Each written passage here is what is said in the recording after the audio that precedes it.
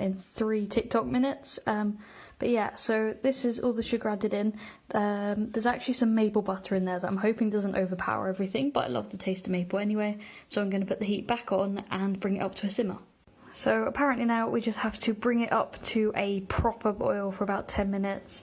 I can't see any crystals forming, which is what we try to avoid when we take it off the heat to add the sugar. So I'll report back in another few minutes.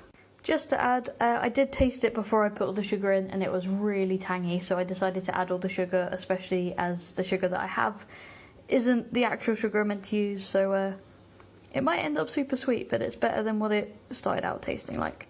And if you have any idea what I can do with this mush, let me know. I'm going to pop it in the freezer for now. There must be something I can make with it.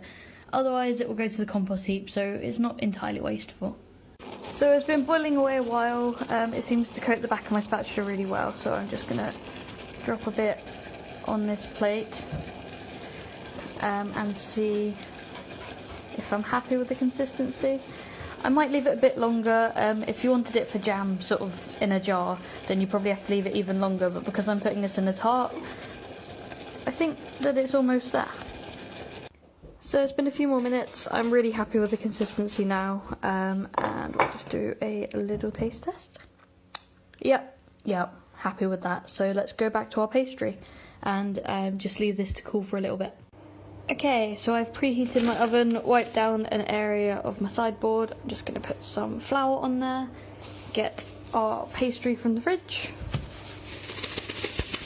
And so I'm aiming to do 2 of these little pie pans, I guess. I think I got them from Costco as part of a set.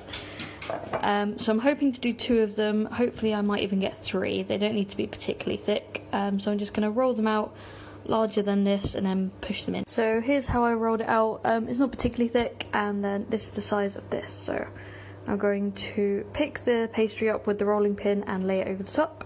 And then I'm just gonna gently kind of encourage the pastry to go all the way to the bottom. And now I'm just gonna trim off the edge and then repeat at least once more. And the leftover pastry I'm gonna cut into strips to put on top. So I'm gonna put these in the oven now and blind bake them.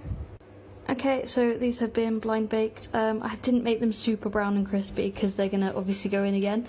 So now we're just gonna spoon in some of the jam, top with these strips of pastry and pop them back in the oven for the final go.